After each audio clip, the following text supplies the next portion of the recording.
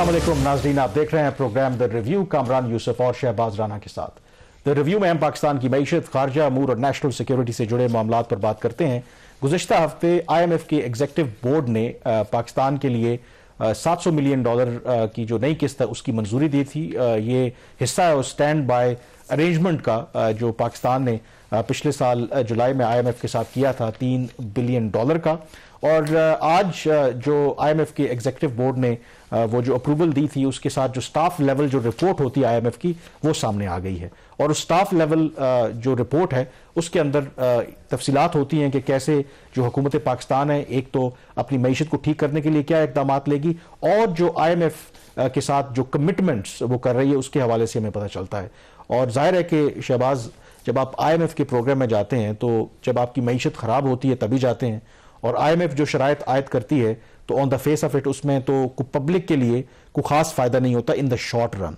अब जो staff level report मंजरेआम पर आई है तो उसमें जो इंकशाफ हुआ है, हालांकि पिछले साल नवंबर में ही अभी चंद महीने हुए हैं कि इस केयर टेकर गवर्नमेंट ने गैस की कीमतों में 1100% से भी जायद इजाफा किया था according to the Federal Bureau of Statistics. और सुना है कि अब इस स्टाफ लेवल रिपोर्ट के मुताबिक इस केयर टेकर गवर्नमेंट ने एक और कमिटमेंट भी की है कि जल्द ही एक और इंक्रीज आने वाली है गैस की कीमतों में।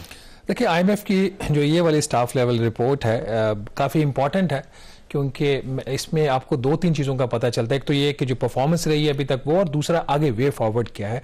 उस लिहाज से इस रिपोर्ट का काफ़ी इसका इंतज़ार भी किया जा रहा था। इस रिपोर्ट को दो तरीक़ों से देखा जा सकता है। एक तो जो परफॉर्मेंस है, जो एक पॉजिटिव चीज़ इस रिपोर्ट के अंदर है कि IMF ने चीज़ का खुद इतराफ़ किया है कि पाकिस्तान ने एक इकोनॉमिक स्टेबिलिटी जो है उसको अचीव कर लिया है, और उन्होंने खुले लफ्ज़ों में जो केयर टेकर गवर्नमेंट है, निगरान हुकूमत है, इसकी कारकर्दगी को भी सराहा है कि उन्होंने जो मुश्किल फैसले करने थे, बिजली की कीमतों में इजाफा करने का फैसला था, गैस की कीमतों में इजाफा करना था, मॉनेटरी पॉलिसी टाइट रखनी थी, एक्सचेंज रेट में करेक्शंस करनी थी, फिस्कल पॉलिसी को सही इंप्लीमेंट करना था, वो फैसले उन्होंने किया और उस चीज़ को रिपोर्ट के अंदर एक्नॉलेज किया गया। इसके साथ ही उन्होंने जो कुछ खदशात हैं उसकी तरफ भी इशारा किया, जिसमें जो सबसे इंपॉर्टेंट चीज़ है वो ये है कि जो पाकिस्तान के ऊपर कर्जों का बोझ है वो बढ़ता जा रहा है, और जो IMF हर जायजा रिपोर्ट में पाकिस्तान के कर्जों को सस्टेनेबल करार दे रहा है उसमें थोड़ी सी लैंग्वेज में तब्दीली आई है। अभी भी जो इसके पाकिस्तान का जो डेट है उसको उन्होंने सस्टेनेबल ही कहा है, लेकिन उन्होंने कहा कि जो सस्टेनेबिलिटी का पाथ है ये छोटा होता जा रहा है, ये नैरो होता जा रहा है। ये नैरो क्यों होता जा रहा है कि पाकिस्तान को जो नए कर्जे चाहिए, पुराने कर्जों को सर्विस करने के लिए, अपने जो दरामदात हैं उसको फाइनेंस करने के लिए, अपने करंट अकाउंट खसारे को फाइनेंस करने के लिए, उन नए कर्जों को लेने में मुश्किल आ रही है। और इंपॉर्टेंटली इस दफा रिपोर्ट में यह भी कहा गया है कि IMF का जो कर्जा पाकिस्तान ने वापस करना है, तकरीबन अब वो $8 अरब हो गया है, वो कर्जे वापस करने में भी काफी प्रॉब्लम्स हो सकते हैं। तो उस लिहाज से एक साइड पे उन्होंने बता दिया कि आपकी कारकर्दगी क्या रही है, और दूसरा साथ ये भी बता दिया कि आइंदा आपकी मुश्किलात क्या है। लेकिन जो आपने असल बात की नाज़रीन, इस रिपोर्ट के अंदर दो अहम चीजें हैं कि एक तो गैस की कीमतों में इजाफे के लिए हुकूमत पाकिस्तान ने ना सिर्फ कमिटमेंट दे दी है बल्कि यह तय पा गया है कि 15 फरवरी 2024, अगले एक महीने से भी कम वक्त में, इसका जो नोटिफिकेशन है वो भी जारी कर दिया जाएगा। ये गैस की कीमतों में तीसरा बड़ा इजाफा होगा। पिछले साल जनवरी में पहले इजाफा किया गया, उसके बाद नवंबर में इजाफा किया गया। जो नवंबर का इजाफा था वो 1100% से भी ज्यादा था। अब यह तय पा गया है पाकिस्तान और IMF के दरमियान कि ओगरा जो गैस की प्राइसेस डिटरमिन करेगा, हुकूमत पाकिस्तान उसका जो नोटिफिकेशन है वो 15 फरवरी से पहले जारी कर देगी। केयर टेकर का गवर्नमेंट भी का जो पीरियड है वो भी बाय दैट टाइम खत्म हो जाएगा। दो तीन और चीजें जो इसके अंदर तय पाई हैं उसमें एक तो ये है कीमतों में इजाफा, और दूसरा जो कैप्टिव पावर प्लांट्स हैं, जो इंडस्ट्रियलिस्ट हैं जिनको हुकूमत गैस देती है, वो गैस से बिजली बनाते हैं, ये भी तय पाया है कि कैप्टिव पावर प्लांट्स को जो गैस है उसका ना सिर्फ जो रेट्स हैं उसको LNG के रेट्स पे लेके जाया जाएगा, बल्कि जो कैप्टिव पावर प्लांट्स को मिलने वाली गैस है वो भी खत्म उसको कर दी जाएगी। पहली फेज में वो इंडस्ट्री जो कि नेशनल बिजली का जो ग्रिड है उसके पास है, उनके साथ कनेक्टिविटी है, उनको गैस की सप्लाई खत्म होगी। और दूसरी फेज में वो इंडस्ट्रीज जिनको अभी वो नेशनल ग्रिड से कनेक्टेड नहीं है लेकिन वो कनेक्ट हो जाएंगे, और जनवरी 2025 तक उनकी भी जो गैस की सप्लाई है वो खत्म हो जाएगी। अब कामरान, कल हम बात कर रहे थे महंगाई की पूरे सेगमेंट की, और आज हम इस खबर को डिस्कस कर रहे हैं कि मजीद गैस की कीमतों में इजाफा किया जाएगा। जो एप्रिसिएशन मिली है केयर गवर्नमेंट को, उसकी एक वजह यह भी है कि वो मुसलसल इजाफा कर रहे हैं। But do you think that इनके पास कोई और ऑप्शन था, क्योंकि जिस मुश्किल सूरत हाल में आप हैं कि और कल ही हमने जिक्र किया था कि कैसे जो बड़ा एक हैरान कुन फिगर था, हम तो पहले पावर सेक्टर के अंदर बात करते थे गर्दिशी कर्जों के, गैस सेक्टर का जो कर्जा है वो पावर सेक्टर से भी ज्यादा, यानी कि 3,000 अरब रुपए तक गर्दिशी कर्जा पहुंच चुका है। तो ऐसी सूरत में do you think that care taker government के पास कोई ऑप्शन था कि वो इस मुश्किल फैसले से बच सकते थे? देखिए, जो हुकूमत है निगरान, वो भी वही गलत फैसले कर रही है जो इससे पहले इलेक्टेड गवर्नमेंट्स ने किया था। वो ये कि आप गर्दिशी कर्जे को बिजली की कीमतें बढ़ाकर, गैस की कीमतें बढ़ाकर खत्म कर ले। अब आप एग्जांपल ले लें ऐसे कि इन्होंने जनवरी 2023 में जो इलेक्टेड गवर्नमेंट थी पिछली, उन्होंने गैस की कीमतों में इजाफा किया। उसके बावजूद जो सर्कुलर डेट था आपका गैस सेक्टर का जून 2023 में तकरीबन 2100 अरब रुपया था। अब वो कितना हो गया नवंबर तक? सिर्फ 5 माह में उसमें 938 अरब रुपए का इजाफा हुआ और वो 3000 अरब रुपए को भी क्रॉस कर गया। नवंबर का इंक्रीज आ गया, अब जनवरी में भी इंक्रीज करके देख लें। ये इसका हल नहीं है। जब एक साइड के ऊपर बलूचिस्तान में जितनी गैस बेची जाती है उसका 50% चोरी हो जाती है, तो आप कैसे इसको सर्कुलर डेट को कम कर लेंगे? सिंध के अंदर ये सूरत हाल है, पंजाब में 11-12% जो है वो इनके लॉसेज हैं। तो ये वो सारे सर्कमस्टांसेस हैं जो इस चीज का सोल्यूशन प्रोवाइड नहीं करते। जो सोल्यूशन है वो इस चीज में है कि आप सस्ती गैस जो आप देते हैं इनको, इंडस्ट्रियलिस्ट को, एक्सपोर्टर्स को, जिसे बिजली बना के वापस आपको महंगे दामों में बेचते हैं, वो खत्म करें।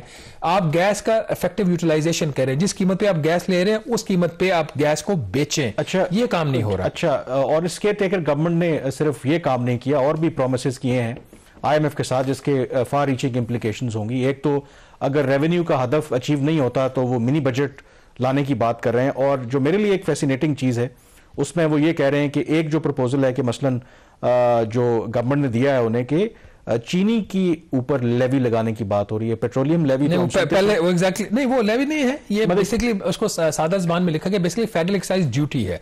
तो ये पहले जरा प्रपोजल नाज़रीन को बता देते हैं कि ये है क्या। अभी तक तो जो FBR की जो परफॉर्मेंस है वो बिल्कुल ठीक जा रही है, बल्कि उसको जो अहदाफ दी है IMF ने, FBR वो तमाम अहदाफ हासिल कर रहा है। लेकिन स्टेट बैंक ऑफ पाकिस्तान से जो रेवेन्यू हुकूमत को मिलना था उसमें 100 अरब रुपए से ज्यादा की कमी है।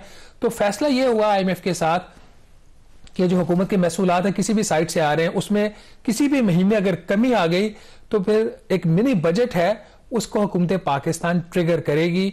और उसकी तफसीलात कुछ ऐसे हैं कि ये तकरीबन 8 अहम इकदामात इनको करने पड़ेंगे, जिसका सालाना इंपैक्ट होगा 216 अरब रुपया। मंथली उसका जो इंपैक्ट है वो 18 अरब रुपया होगा। किस महीने से ये लागू होगा इसके बारे में कुछ नहीं कहा जा सकता। अभी तक FBR की जो परफॉर्मेंस है ठीक जा रही है।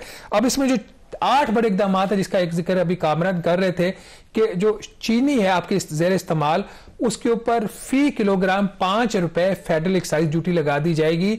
इसका सालाना इंपैक्ट है 96 अरब रुपया। और महंगाई आपको पता है कि हर चीज की फूड इन्फ्लेशन पहले ही ऊपर जा रही है। दूसरा जो इसका मैया है जो एग्री हुआ है कि सेल्स टैक्स का जो रेट है अभी 15% है कुछ मसनूआत की सेल का, जैसे जिसमें आपकी लेदर की प्रोडक्ट्स है, कपड़ा आप जो खरीदते हैं उसके ऊपर GST 15% है, उसको बढ़ाकर 18% कर दिया जाएगा। फिर इसके साथ ही जो इनकम टैक्स आप लेते हैं इंपोर्ट स्टेज के ऊपर, हुकूमत जो मशीनरी इंपोर्ट करता है पाकिस्तान के इंडस्ट्रियलिस्ट, उसके ऊपर जो इनकम टैक्स का रेट है उसमें 1% इजाफा किया जाएगा, सालाना 24 अरब रुपए का इजाफी रेवेन्यू लेने के लिए। और जो विद होल्डिंग टैक्स है रॉ मटेरियल की जो इंपोर्ट्स इंडस्ट्रियलिस्ट करते हैं, रॉ मटेरियल्स की इंपोर्ट, उसके ऊपर भी जो विद होल्डिंग टैक्स का रेट है उसमें 0.5% इजाफा किया जाएगा, 24 अरब रुपए इजाफी। फिर जो commercial importers raw material import करते हैं जो आगे फिर इंडस्ट्रियलिस्ट को पाकिस्तान में बेचते हैं, उसके ऊपर विद होल्डिंग टैक्स में 1% इजाफा, उसके लिए सालाना इनको 12 अरब रुपया मिलेगा। फिर जो लोकल सप्लाईज होती हैं उसके ऊपर जो विद होल्डिंग टैक्स है उसमें 1% इजाफा, 12 अरब रुपया सालाना इंपैक्ट। और जो सर्विसेज है प्रोफेशनल जो है उनका जो सर्विस के ऊपर जो टैक्स है विद होल्डिंग उसके रेट में 1% इजाफा, सालाना इंपैक्ट 18 अरब रुपया। और जो कॉन्ट्रैक्टर्स हैं उनसे जो विद होल्डिंग टैक्स वसूल किया जाता है उसमें भी 1% इजाफा और सालाना इंपैक्ट 18 अरब रुपया। तो ये कामरान मिला के 216 अरब रुपए का मिनी बजट तय हुआ है। लेकिन ये जो केयर टेकर गवर्नमेंट है, ज़ाहिर है इनका वक्त तो अब बहुत थोड़ा है, तो इसका मतलब है कि अगर इसकी जरूरत पड़ी तो जो नई गवर्नमेंट आएगी तो उसको ही फिर ये इकदाम लेना पड़ेंगे। इनके पास तो शायद इतना टाइम नहीं है। देखिए, हो सकता है कि टेकर गवर्नमेंट ये ले ही ना, क्योंकि अभी आपकी जो परफॉर्मेंस है दिसंबर तक ठीक जा रही है। जनवरी में जो अभी तक की रेवेन्यू कलेक्शन मैंने चेक की है वो 56% का जो हदफ था उसके बराबर 56% के बराबर हो चुका है। एफबीआर के अंदर जो झगड़ा भी चल रहा है वो इसको इम्पैक्ट डाल सकता है। Somehow they are okay. ये वाला जो प्रोग्राम पे है इसका जो पीरियड है वो है 12 या 14 अप्रैल 2024 तक। तो ये तो इंप्लीमेंटेशन फेज में अगली गवर्नमेंट के टाइम पे भी जाएगा। तो ड्यूरिंग दिस इंप्लीमेंटेशन पीरियड अगर कहीं पे कोई गैप आता है तो वो चला जाएगा। लेकिन एक चीज कामरान और है before going to the break कि ओवरऑल एक इंप्रेशन यही था कि केयर टेकर गवर्नमेंट ने जो जितने भी उसकी जो शराइत थी आईएमएफ की वो तमाम उन्होंने मीट कर ली हैं। लेकिन मैंने जब आईएमएफ कमीशन यहाँ पे था तो मैंने खबर की थी कि बजट जो डेफिसिट जो है उसके ऊपर कुछ इश्यूज चल रहे हैं और हो सकता है हुकूमत को एक वेवर लेना पड़े। वो बात अब सही साबित हुई है। रिपोर्ट में इस चीज का इंकिशाफ हुआ है कि जो प्राइमरी बजट सरप्लस का जो हदफ था पहली छमाही का वो पाकिस्तान हासिल नहीं कर सका। और चूंकि हासिल नहीं कर सका तो उसको फिर एक वेवर चाहिए था पाकिस्तान को, वो आईएमएफ ने वेवर दिया। वेवर के बाद ही ये मुमकिन हुआ कि फिर जो अगली ट्रांच है $706 मिलियन की वो अचीव हो। लेकिन ये क्रिएटिव अकाउंटिंग थी। इसकी जस्टिफिकेशन भी इस रिपोर्ट के अंदर फाइनेंस मिनिस्ट्री ने दी है। उन्होंने कहा जी कि इन्होंने उस वक्त अपनी तरफ से चालाकी ये पाकिस्तान ने की थी वजारत खजाना ने कि जो पावर सेक्टर की सब्सिडी इन्होंने रिलीज करनी थी पहली छमाही की, उन्होंने 30 सितंबर को नहीं की, उसको उन्होंने 2 या 4 अक्टूबर को रिलीज कर दिया जो इस रिपोर्ट के अंदर जो जिक्र है। तो चूंकि अक्टूबर में रिलीज किया तो इसका इंपैक्ट सितंबर में नहीं आया। आईएमएफ ने उसको फिर कैलकुलेट किया कि नहीं ये तो खर्चा उस टाइम का था, आप अक्टूबर में रिलीज करके ये चालाकी कर रहे हैं, तो वो उस चीज को उन्होंने नहीं माना। दूसरा भी इसी किस्म का इशू था कि जो पब्लिक सेक्टर डेवलपमेंट प्रोग्राम है आपका जो तरक्याती प्रोग्राम है उसका जो रिलीजेस थी वो 131 अरब रुपए की थी। खर्चा इन्होंने हार्डली कोई मेरा ख्याल 40 अरब रुपया भी नहीं किया था। वहां से इन्होंने चालाकी करने की कोशिश की तो उसको भी उन्होंने बुक किया कि नहीं ये भी आपने ठीक नहीं किया, इसलिए आपका जो प्राइमरी बजट का जो आपका हदफ था वो हासिल नहीं हो सका, तो यहां पे आपने मिस किया तो आपको वेवर लेना पड़ेगा। लेकिन अगर आईएमएफ चाहे या आईएमएफ को जो चलाने वाले हैं चाहें तो अगर चाहते तो इसको इशू भी बना सकते थे, लेकिन उनकी बड़ी मेहरबानी है कि उन्होंने इशू नहीं बनाया। बहरहाल देखते हैं, यहाँ पे ब्रेक लेते हैं और ब्रेक के बाद जिक्र करेंगे कि जो एफबीआर की रीस्ट्रक्चरिंग जो केयर टेकर गवर्नमेंट करना चाहती है उसमें आखिर क्या रुकावटें हैं जिसकी वजह से जो हमारी एस्टैब्लिशमेंट है शायद उसको इंटरवीन करना पड़े। ब्रेक के बाद इस पर बात।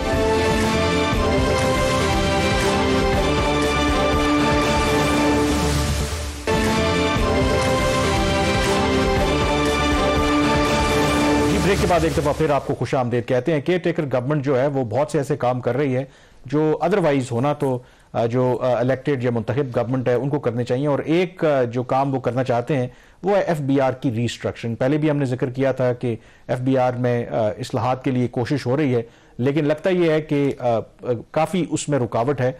और शहबाज लगता यह है कि जो हमारे मुक्तदरा हल्के हैं जो एक डेड लॉग अपेरेंटली लग रहा है, जो करंट आप कह सकते हैं कि जो ब्यूरोक्रेसी है विद इन दी एफबीआर और जो हमारी केयर टेकर फाइनेंस मिनिस्टर हैं उनमें शायद ठन गई है, तो किसी थर्ड पार्टी को फिर इंटरवीन करना पड़ेगा इस मसले को हल करने के लिए। Do you see any chances के things can be worked out? Kamran intervention करनी पड़ेगी नहीं, इंटरवेंशन हो चुकी है, हो चुकी। आज मुलाकात हो गई है, ओके ठीक है। रावलपिंडी में दोनों पार्टीज को बुलाया गया, उनको बिठाया गया, जो मेरे जराए बता रहे हैं उनको बिठा के समझाया गया कि ये काम ऐसे करना है तो आप बराह मेहरबानी ये काम कर दीजिए।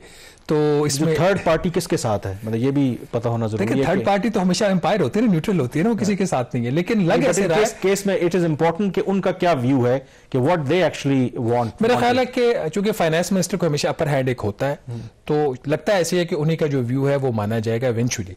बट पहले थोड़ा सा ये इशू क्या है इसका अगर बैकग्राउंड पे बात करें before going to the fine details. Finance minister की जिस दिन से उन्होंने ये चार्ज संभाला उनका ये ख्याल था कि एफबीआर से ही परफॉर्म नहीं कर रहा, और जो स्पेशल इन्वेस्टमेंट फैसिलिटेशन काउंसिल की जो मीटिंग्स होती थी उसके अंदर भी आर्मी चीफ डायरेक्टली ये बात हमेशा कहते थे कि आप लोगों की परफॉर्मेंस ठीक नहीं है, आप लोगों की परफॉर्मेंस ठीक करने की जरूरत है। तो फिर एक प्लान बना कि नेशनल टैक्स अथॉरिटी बनाई जाएगी, इनकी चीजें आसान की जाएंगी, रिफॉर्म्स की जाएंगी। वो इजलास हुआ एक वजारत प्राइम मिनिस्टर ऑफिस में हुआ, गालिबन नवंबर का 3rd या 4th वीक था। तो वहां पे जो चीजें पेश हुई वो पास नहीं हुई। हमने इसके ऊपर खबर भी की थी, प्रोग्राम में भी इसका जिक्र किया। तो नेशनल टैक्स अथॉरिटी का जो आइडिया था वो ड्रॉप हो गया। उसके बाद दूसरा एक प्लान सडनली होता है कि इसकी जो रिस्ट्रक्चरिंग की एफबीआर की उसकी जरूरत है। उस वक्त जो प्राइम मिनिस्टर ऑफिस वाली मीटिंग थी उसमें भी ये चीजों का जिक्र था, ये सारे बोर्ड वगैरह बनाने का। प्लान है फाइनेंस मिनिस्टर का ये है कि इस वक्त जो पॉलिसी एफबीआर के पास है उसे सेपरेट करके रेवेन्यू डिवीजन को दे दी जाएगी। जो प्रॉपर्टी की और कस्टम की जो वैल्यूएशंस है वो फंक्शन भी रेवेन्यू डिवीजन के पास चला जाएगा, और ये डायरेक्टली रिपोर्ट करेगी रेवेन्यू डिवीजन फाइनेंस मिनिस्टर को। उसके बाद फिर 2 ओवरसाइट बोर्ड्स बनाए जाएंगे, एक कस्टम ओवरसाइट बोर्ड होगा और एक होगा इनलैंड रेवेन्यू ओवरसाइट बोर्ड। ये दोनों जो बोर्ड्स हैं वो रिपोर्ट करेंगे फाइनेंस मिनिस्टर को। अब झगड़ा किस चीज के ऊपर है? ये जो बोर्ड्स हैं, जो रेवेन्यू डिवीजन है और जो चेयरमैन एफबीआर है वही सेक्रेटरी रेवेन्यू डिवीजन है, वो ये कहते हैं कि ये जो बोर्ड्स हैं, ओवरसाइट बोर्ड्स, इसकी जो सदारत है वो सेक्रेटरी रेवेन्यू डिवीजन करेगा, वो इस चीज जो कि अगेन चेयरमैन एफबीआर है। जबकि फाइनेंस मिनिस्टर ये कहती हैं कि प्राइवेट सेक्टर से एक एक्सपर्ट होगा, दोनों का सेपरेट, वो इसको चेयर करेगा। तो ये एक झगड़ा, एक तो ये अलॉन्ग विद अदर इश्यूज, तो इसके ऊपर अभी तक इनकी बात तैर नहीं पाई। मामला इनके काफी खराब हो गए और गालिबन जुमेरात वाले दिन एक पब्लिक इवेंट था, वहां पे फाइनेंस मिनिस्टर ने for the first time publicly acknowledge किया कि एफबीआर मुझे बहुत हार्ड टाइम दे रहा है, मुझे बड़ी सख्त वहां से एक रेजिस्टेंस आ रही है। और उन्होंने कहा कि अभी तक तो मैं इसको बर्दाश्त कर रही हूं, लेकिन जब मेरी बर्दाश्त ये चीज बाहर हो गई तो फिर मुझे पता है कहां जाना है। तो फिर जहां उन्होंने जाना था वहां पे आज वो चली गई। तो और उसके साथ वो भी गए, बाकी भी एफबीआर के लोग भी वहां पे गए। तो उनको जो मेरी इत्तला है, उनको वहां से ये इंस्ट्रक्शंस हैं कि जो भी आपके मसले मसाइल हैं, क्योंकि ये जो मसाइल थे इनकी वजह से जो एक समरी बननी थी, जो एसआईएफसी का फैसला था, एसआईएफसी का फैसला ये था कि जो फाइनेंस मिनिस्टर का प्लान है असूली तौर पर उसकी मंजूरी आप एक इंटर मिनिस्ट्रियल कमेटी में ले जाए और वहां से इसकी नोक जो पलगा आपने दुरुस्त करनी वहां से करवाएं। जो इंटर मिनिस्ट्रियल कमेटी थी उसके अंदर भी डाइजेंटिक व्यू थे। जो मेरे जरा ये बता रहे हैं कि इंटर मिनिस्ट्रियल कमेटी का भी ये ख्याल था कि इंडिपेंडेंट कोई बंदा जो एक्सपर्ट है वो इन बोर्ड्स को चेयर नहीं कर सकता, ये मामला सेक्रेटरी रेवेन्यू डिवीजन के पास ही रहने चाहिए। लेकिन वहां पे भी उसके मिनट इशू नहीं हुए, वो झगड़ा बरकरार रहा। तो उसके बाद फिर जब ये इनको इतनी अपोजिशन आई, रेजिस्टेंस आई, तो चेयरमैन एफबीआर भी पब्लिकली उन्होंने स्टेटमेंट दे दी कि इसमें 1000 तरामीम करने की जरूरत है, तो हम ये तरामीम इस स्टेज के ऊपर नहीं कर सकते, इसमें टाइम लगेगा। अब इस वक्त overall, cutting long story short, finance minister ने एक और अटेम्प्ट की, जुमे को एफबीआर गई, उनको समझाने की कोशिश की, दोनों साइड्स ने अपनी पोजीशन चेंज नहीं की। हतमी तौर पर फिर ये चीज हुई कि फिर मामला फिर मिलिट्री की कोर्ट में जाएगा। तो फिर मिलिट्री की कोर्ट में मामला गया, जो जराए बता रहे हैं, और वहां से इनको ये इंस्ट्रक्शंस आई हैं कि आप अपने मामला ठीक करें और जो समरी अभी तक सेक्रेटरी रेवेन्यू डिवीजन ने रोकी हुई है उसको आप मूव करें। लेकिन कुछ जो जराए बता रहे, कुछ ऐसी बातें हैं जो सेक्रेटरी रेवेन्यू डिवीजन की भी मानेंगी। अब इसकी जो फाइन डिटेल्स हैं वो मेरा ख्याल अगले हफ्ते तक इसकी पता चलेगी। लेकिन इसमें आई थिंक जो भी है, जो इंपॉर्टेंट बात यहाँ पे है कि ये है तो ये केयर टेकर गवर्नमेंट, ठीक है, अच्छी बात है अगर फाइनेंस मिनिस्टर जो है वो चाहती हैं कि एफबीआर के अंदर इस्लाहात हो, रीस्ट्रक्चरिंग हो, लेकिन अगर उस तरह से नहीं हो पा रही और टाइम कम है और इतना बड़ा ये इशू है, तो मेरा ख्याल है थर्ड पार्टी को भी और बाकियों को भी ये सोचना चाहिए कि कुछ दिन है, अगली गवर्नमेंट आ रही है, तो let them give a chance कि हो सकता है कि they would come up with a better proposal और उनका काम होना चाहिए। क्योंकि आफ्टर ऑल जो भी हो, जैसी भी हमारे यहाँ एक सिस्टम है, रिस्पॉन्सिबल तो वो होंगे ना जो इलेक्टेड गवर्नमेंट आएगी, क्योंकि ये जो भी फैसले करते हैं उसकी जो इम्प्लीकेशंस हैं वो तो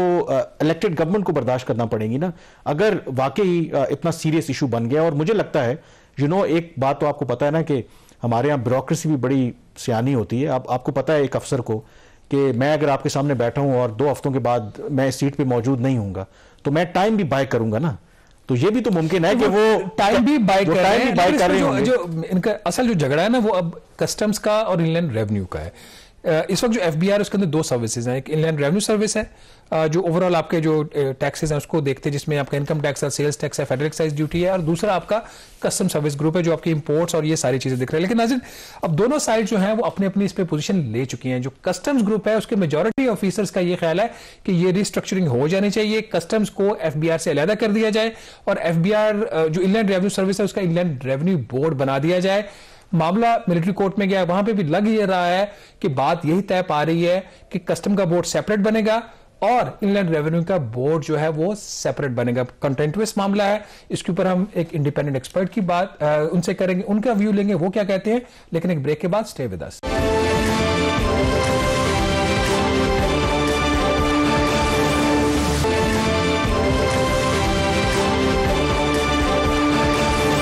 ब्रेक के बाद एक दफा फिर आपको खुश आमदेद कहते हैं। ईरान और पाकिस्तान में जो 2-3 रोज पहले जिस तरीके से कशीदगी अरूज पर थी, और कल भी हमने जिक्र किया कि कैसे 24 घंटों के अंदर एक लम्हे ऐसा लगा कि शायद दोनों मुल्कों के दरमियान कहीं जंग ना छिड़ जाए, और उसके बाद फिर हमने देखा कि कैसे सिफारती कोशिशों के जरिए उस कशीदगी में ना सिर्फ कमी हुई बल्कि जो इमीडिएटली जंग के बादल मंडला रहे थे वो भी बहरहाल छट गए। लेकिन आज अगर आप देखें तो उस लिहाज से मुकम्मल तौर पर खामोशी रही, लेकिन इसका हरगिज़ मतलब नहीं है कि अगर मीडिया के ऊपर डिस्कशन नहीं हो रही या ये खबर थोड़ा पीछे चली गई है तो बिहाइंड द सीन चीज़ें चल नहीं रही। तो शहबाज, इसमें जो इंपॉर्टेंट बात है कि जो एक ये जो इंसिडेंट हुआ है, ऑब्वियसली एक डैमेज तो उसने किया है, अब उसको रिपेयर करना, उसको दोबारा चीज़ों को ट्रैक पे लाना एक बहुत चैलेंजिंग काम है, क्योंकि ईरान और पाकिस्तान दो के नेबर ब्रदरली मुस्लिम कंट्री, अगर पब्लिक स्टेटमेंट्स इस वाक़े से पहले भी देखें हमें नज़र आती हैं,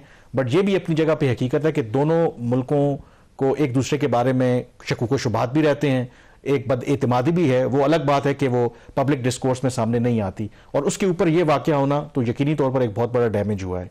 तो जो मेरे पास लेटेस्ट डेवलपमेंट क्या हुई है कल के बाद को, जो आप बात कर रहे हैं कि सब कुछ ठीक नहीं है, बिहाइंड द सीन्स कुछ चीजें अभी भी चल रही हैं? नहीं, सब कुछ, मेरा कहने का मकसद ये है कि ओवरऑल तो एक जो इमीडिएट थ्रेट थी वो तो खत्म हो गई, लेकिन अभी भी जो मेरी आज दफ्तर खारजा के जराए से बात हुई, उन्होंने कहा कि ये इंतहाई एक तो हसास मामला है और ऐसा तो मुमकिन नहीं है कि मीडिया के जरिए ये तमाम चीजें इस तरह से हो। तो वो कॉशियस थे बड़े, क्योंकि उनका ये कहना था कि इमीडिएट थ्रेट तो खत्म हो गई है।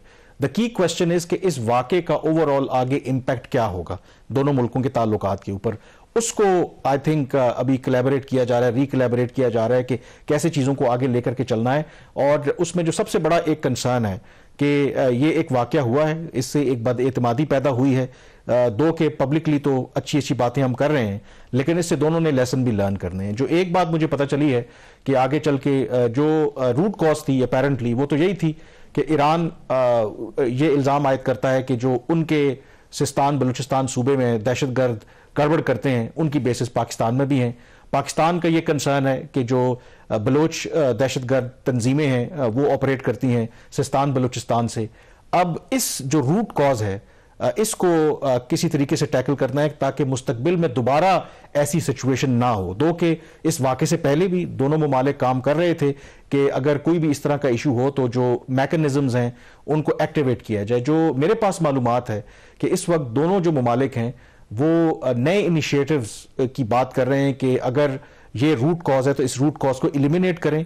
अगर दहशतगर्दी दोनों के लिए खतरा है, पाकिस्तान के लिए भी, ईरान को भी डिस्टेबलाइज कर रहा है, तो क्यों ना एक ऐसा मैकेनिज्म हो जिसमें बजाय इसके कि दो के पहले भी इस पे बात होती थी कि बजाय इसके कि कोई भी मुल्क यकतरफा कार्रवाई करे और उससे उसकी सॉवरेंटी को वायलेट करे, कोई ऐसा मैकेनिज्म हो कि जिसमें इंटेलिजेंस शेयरिंग अभी भी होती है लेकिन उसको ज्यादा रोबस्ट किया जाए कि पाकिस्तान अपनी तरफ जो भी अगर लोग इस तरह के हैं जो गड़बड़ करते हैं उनको न्यूट्रलाइज करे और ईरान अपनी साइड पर उनको न्यूट्रलाइज करे, क्योंकि ये दोनों के मफाद में नहीं है। क्योंकि जब इस तरह की दहशतगर्द तंजीमें ऑपरेट करती हैं तो लामहला तौर पर फिर उसमें जो एक्सटर्नल फोर्सेस हैं वो भी इन्वॉल्व हो जाते हैं। इसके अंदर जो इंपॉर्टेंट एक पॉइंट ये है ना कि जो रोग एलिमेंट्स हैं वो तो दोनों साइड्स पे हैं। बिल्कुल, और रोग एलिमेंट्स ने ही अभी जो इरानियन साइड से इस चीज को उन्होंने ट्रिगर किया, उसको इन्फ्लेट किया, तो वो फैक्टर तो अपनी जगह पे एग्जिस्ट करता है। ना सिर्फ वो फैक्टर एग्जिस्ट करता है, अभी भी दोनों साइड्स के दरमियान एक म्यूचुअल इनके कोऑर्डिनेशन के मैकेनिज्म है। ऐसा नहीं है कि ईरान और पाकिस्तान के दरमियान कोई चीज एग्जिस्ट नहीं करती।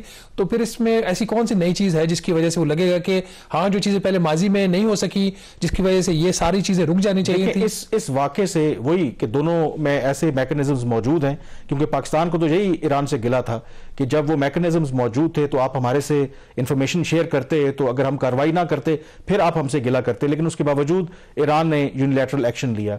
अब वो जो मैकेनिज्म्स हैं इसका मतलब है कि वो इररेलेवेंट हो गए ना। अगर जो भी उस वक्त थे, अगर ईरान ने या किसी एक फरीक ने सोचा कि अब हमें कार्रवाई करनी चाहिए, पाकिस्तान हमारी बात नहीं मान रहा, दिस मीन्स के वो आपके जो मैकेनिज्म थे जो वो या तो इररेलेवेंट हो गए या उनको री इन्विगरेट करने की जरूरत है। तो उसको बेहतर बनाने के लिए इन प्रपोजल्स पे काम हो रहा है, और अगर वो जो काम होगा तो फिर आई थिंक ये जो मुतवक्के है कि शायद या ईरान के वज़ीर ख़ारजा या फिर हमारे वज़ीर ख़ारजा वहां पर जाएं। और अगर कल की नेशनल सिक्योरिटी कमेटी की मीटिंग की जो एलामिया है वो भी अगर आप देखें तो उसमें बड़ा एम्फेसिस दिया गया है दहशतगर्दी के हवाले से जो बात की गई है, और कहा गया है कि ये कॉमन थ्रेट है और पाकिस्तान कोऑर्डिनेटेड जो एफर्ट है उसके तहत इस मसले को डील कर सकता है। तो दो कि immediate threat is over, but I think people are very cautious कि आगे इसका जो लॉन्ग टर्म इम्पैक्ट है दोनों मुल्कों के ताल्लुकात के ऊपर वो क्या होता है, उसके हवाले से इस वक्त हिकमत अमली के ऊपर काम हो रहा है।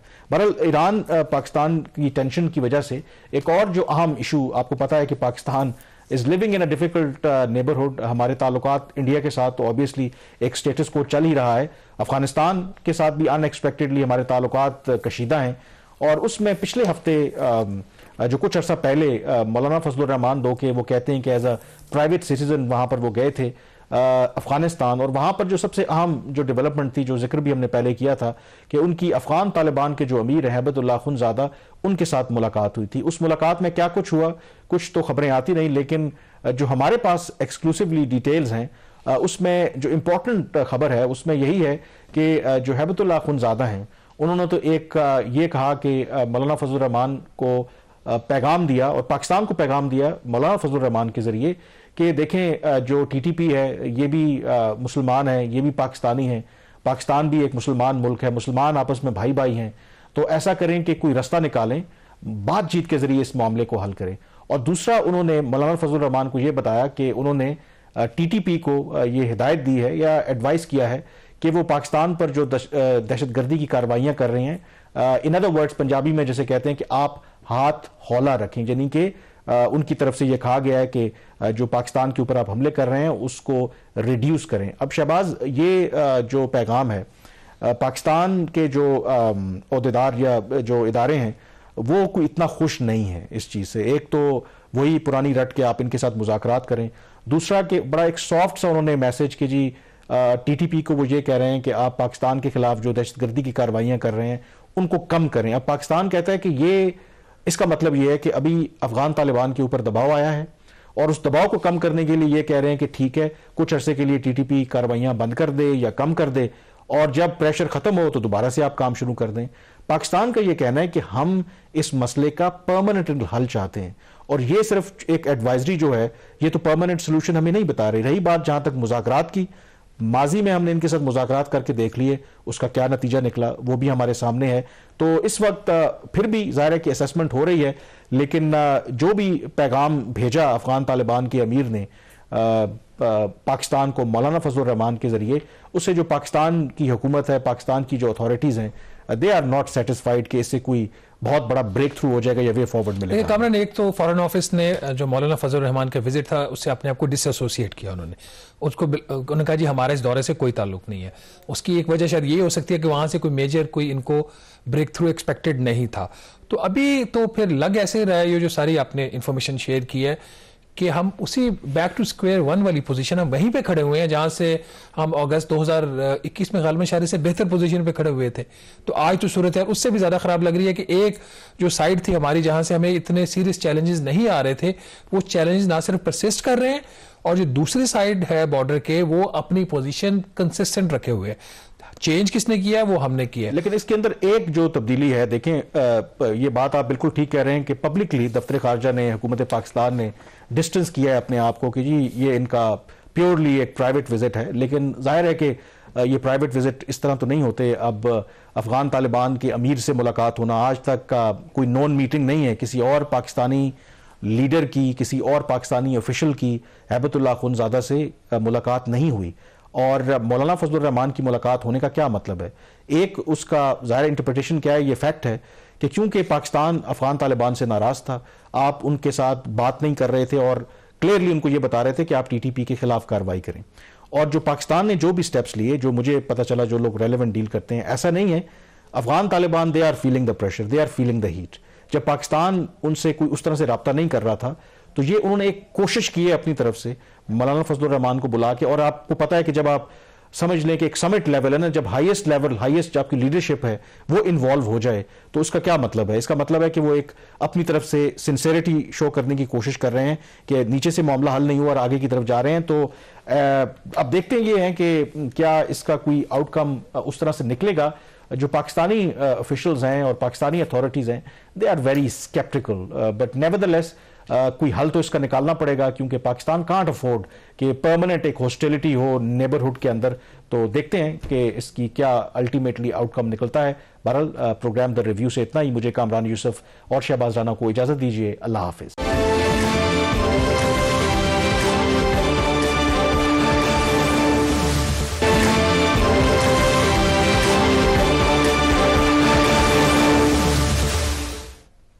जी, ब्रेक के बाद एक दफा फिर आपको खुश आमदेद कहते हैं। हम एफबीआर की रीस्ट्रक्चरिंग की बात कर रहे हैं और इस पर मजीद बात करने के लिए हमारे साथ स्काइप पर मौजूद हैं अशफाक तोला साहब। अशफाक तोला साहब इसलिए रेलेवेंट है क्योंकि टैक्स के अमूर को ये बड़ी अच्छी तरह देखते भी रहे हैं और जब पीडीएम की हुकूमत थी तो ये एक कमीशन भी हेड कर रहे थे जिसका मैंडेट ही यही था कि एफबीआर में किस तरह इस्लाहात की जाएं। उसका क्या बना वो तो हम बाद में पूछेंगे, लेकिन अशफाक तोला साहब, सबसे पहले ये जो रीस्ट्रक्चरिंग प्लान है एफबीआर का, आपने भी उसकी तफसीलात देखी होंगी, आपका क्या रिएक्शन है? Do you think that we are heading in the right direction? Thank you Kamran. मेरा ख्याल है जिस तरीके से एब्रप्टली ये करने की कोशिश की जा रही है, सबसे पहले तो मैं, मेरा ख्याल है, इससे कहीं एग्री नहीं करूंगा कि इस किस्म की कोई रीअरेंजमेंट या रीस्ट्रक्चरिंग होनी चाहिए। देखिए, ऑलरेडी आपके पास एफबीआर एक्ट के अंदर एक पॉलिसी बोर्ड की गुंजाइश मौजूद है जिसमें फाइनेंस मिनिस्टर हेड करता है और उस पॉलिसी बोर्ड का मकसद ही यही था कि वो तमाम के तमाम पॉलिसीज को बनाए और उन पॉलिसीज के बेस पे एफबीआर काम अपना चलाए। मैं समझता हूँ वो पॉलिसी बोर्ड की इफेक्टिवनेस बिल्कुल नहीं है, पर उस पॉलिसी बोर्ड को अगर आप रिवाइव कर रहे हैं तो कोई नए पॉलिसी बोर्ड की जरूरत नहीं रहती। उस पॉलिसी बोर्ड में खासियत ये है कि 3 या 4 मिनिस्टर्स मौजूद हैं उसमें, और इसके अलावा अगर कोई प्राइवेट एक्सपर्ट आप लेना चाहें on the recommendation of prime minister, दोनों कमेटी, दोनों हाउसेस की जो कमेटीज है फाइनेंस और रेवेन्यू की, उनकी अप्रूवल जरूरी है। तो उसमें होता ये है कि सही तरीके से अगर आप एक्सपर्ट्स को लेना चाहें जिनके कोई कंफ्लिक्ट ऑफ इंटरेस्ट ना हो, तो मेरा ख्याल है आप लिया जा सकता है। मगर उसमें एक चीज आपको ध्यान में रखनी पड़ेगी कि ऐसे लोग जिनका कोई भी कंफ्लिक्ट ऑफ इंटरेस्ट ना हो और पाकिस्तान के टैक्स के उमूर पर या पाकिस्तान की मईशत पर उमूर रखते हो, मेरा ख्याल है उनका मिलना नेक्स्ट टू इम्पॉसिबल है। दूसरी बात यह है कि कस्टम के अंदर अगर आप देखेंगे तो हमारा एनटीसी का एक बोर्ड बना हुआ है और उस एनटीसी के बोर्ड में जो मिनिस्टर ऑफ कॉमर्स है उसको हेड करते हैं और इस वक्त तमाम टैरिफ के जो मसाइल है वही बोर्ड देखेगा। तो एक नया इंडिपेंडेंट बोर्ड बना के आप क्या हासिल करना चाह रहे हैं वो फाइनेंस मिनिस्टर। तीसरी चीज ये है आपका जो आईआरएस का जो बोर्ड है कि आईआरएस का जो बोर्ड है वो आप अगर अलग कर देंगे जो कि 80 to 85% आपकी रेवेन्यू देता है, मेरा ख्याल है ये कियोस्क क्रिएट कर देगा और रेवेन्यू डिवीजन के अंदर होगा। और अगेन आप ये प्रपोज कर रहे हैं कि रेवेन्यू डिवीजन भी फाइनेंस मिनिस्टर के अंदर होना चाहिए। आप किस तरीके से इंश्योर करेंगे कि सारा स्ट्रक्चर? अशफाक तोला साहब, ये जो फाइनेंस मिनिस्टर के प्रपोजल्स हैं ये तो ज्यादा रेडिकल है ना। एक पॉलिसी बोर्ड तो साइड पे रह गया, जो एफबीआर का एक्ट है यहाँ पे तो ये फरमा रही हैं कि रेवेन्यू डिवीजन के नीचे पॉलिसी होगी, उसके नीचे ओवरसाइट बोर्ड्स होंगे और ओवरसाइट बोर्ड्स के नीचे जो है डायरेक्टरेट जनरल्स होंगे, आईआर का अलहदा होगा, कस्टम्स का अलहदा होगा। ये जो इन्होंने स्ट्रक्चर इटसेल्फ अप्रूव किया, एक तो आप बात करें कि एग्जिस्टिंग के अंदर आप स्पेस क्रिएट कर सकते हैं, ये वाला जो स्ट्रक्चर है जिसको गालिबन पुश फॉरवर्ड अभी भी किया जा रहा है, अगर ये इंप्लीमेंट हो जाता है इससे पाकिस्तान की जो टैक्स के महसूलात है उसमें कितना इजाफा हो सकता है? मैं आपको चैलेंज के साथ कह सकता हूं कि दुनिया की किसी एक जुरिस्डिक्शन में मुझे बता दें कि इस किस्म के कोई ओवरसाइट बोर्ड हो और इस किस्म के डीजीज चला। मेरा ख्याल है शायद डेवलप्ड कंट्री में तो ये चल सकता था, हम जैसी कंट्रीज में ये नहीं चल सकता। मैं आपको यकीन से कह सकता हूं कि जब 1979 का इनकम टैक्स ऑर्डिनेंस मैच्योर हो गया था और हमने एक बहुत बड़ी गलती की थी शौकत अजीज साहब ने कि जो 2001 का ऑर्डिनेंस लेके आए थे, उसकी मैच्योरिटी पे इतना इफेक्ट पड़ा कि आपकी उस वक्त क्योंकि आपकी वाइब्रेंसी थी, 9/11 के बाद आपके पास डॉलर आ रहा था तो आपको इतना पता नहीं लगा। इस वक्त अगर आप कोई भी स्ट्रक्चर चेंज करेंगे, जो 2001 का आपका ऑर्डिनेंस है वो लूला लंगड़ा ही सही मैच्योर हो गया है और इसकी मैच्योरिटी के बाद काफी इसके लीगल रेफरेंसेस आपकी क्लैरिटी आ चुकी है। फर्क है, अगर आप कथा कलामी हो रही है, यहाँ पे एक फर्क है। यहाँ पे जो टैक्स पॉलिसी के लॉज हैं उनको नहीं छेड़ा जा रहा, वो तो इनकम टैक्स ऑर्डिनेंस अपनी जगह पे रहेगा। यहाँ पे नया एक एडमिनिस्ट्रेटिव स्ट्रक्चर आ रहा है, तो ये इसकी जो रेलेवेंस है 1979 के ऑर्डिनेंस से शायद फिर वो उस तरीके से बनती नहीं है। नहीं बनेगी, इसकी वजह ये मैं आपको बता देता हूँ, क्योंकि लॉ में आपको होलसेल चेंजेस करनी पड़ेंगी जब जाके ये स्ट्रक्चर एप्लीकेबल हो सकता है, इसके बगैर नहीं हो सकता। राणा साहब आप भी बेहतर समझते हैं कि लॉ के अंदर आपके पूरी हायरार्की डिफाइन की गई है और उस लॉ के तहत एफबीआर एक्ट एक है, उसके अंदर आपको चेंजेस करनी पड़ेंगी। आपके ऊपर कस्टम एक्ट है उसको चेंज करना पड़ेगा, सेल्स टैक्स एक्ट है उसको चेंज करना पड़ेगा, इनकम टैक्स लॉज है, इनकम टैक्स ऑर्डिनेंस 2001 है उसको चेंज करना पड़ेगा, और फेडरल एक्साइज एक्ट है 2005 का उसको भी चेंज करना पड़ेगा। जब आप ये सारे लॉ चेंज करेंगे तब जाके कहीं आपका कोई स्ट्रक्चर या जो शक्ल ये लाना चाह रहे हैं वो निकलेगी। मैं नहीं समझता कि इस स्टेज पे, और स्पेशली जब ये केयर टेकर सेटअप है, उनके पास कोई इस किस्म का मैंडेट है कि वो जल्दी में हश हश करके इस किस्म का कोई चीज ले आए विदाउट कंसल्टिंग। एंड मुझे तो स्टेक होल्डर पता ही नहीं है किसको आपने कंसल्ट किया। आप ये ठीक कह रहे हैं कि ये केयर टेकर गवर्नमेंट है, इनका जो मैंडेट है ऑब्वियसली एक महदूद है, लेकिन जाहिर है कि ये उस काम की तरफ जा रहे हैं जो आमतौर पर इलेक्टेड जो 5 साल जिसके पास गवर्नमेंट हो उनको करना चाहिए।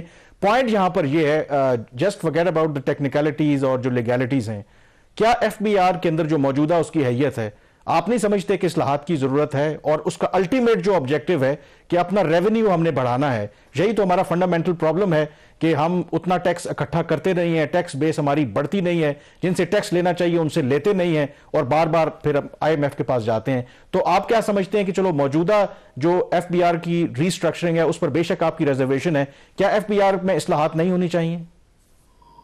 कामरान भाई, आपने मेरी रिपोर्ट शायद नहीं पढ़ी होगी, मैं राणा साहब ने पढ़ी है। उस रिपोर्ट के अंदर हर वो चीज मौजूद है जो एक रीस्ट्रक्चर्ड या एक वाइब्रेंट एफबीआर के लिए जरूरत है।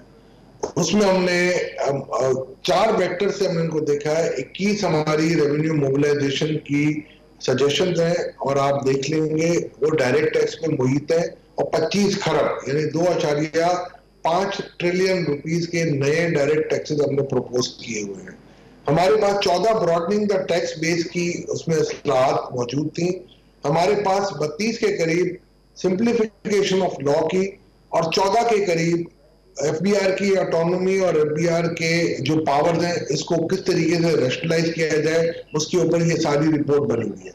मैं आपको यकीन के साथ कह सकता हूं, दुनिया के किसी भी एक्सपर्ट को ला के बिठा दें, मैं और मेरी टीम बैठेंगे और मैं दावे के साथ कह सकता हूं कि अगर वो रिपोर्ट जो मुख्तदर हल्के इस वक्त उस रिपोर्ट को या जो इस स्ट्रक्चर को करवाना चाह रहे हैं इम्प्लीमेंट, अगर वो ये रिपोर्ट पढ़ लेंगे तो वो कभी नए स्ट्रक्चर की तरफ नहीं जाएंगे और हमारी रिपोर्ट को इम्प्लीमेंट करवाएंगे। हमारे पास टाइम कम है। टोला साहब, इन 30 सेकेंड आपका फाइनल कंक्लूडिंग कमेंट क्या है?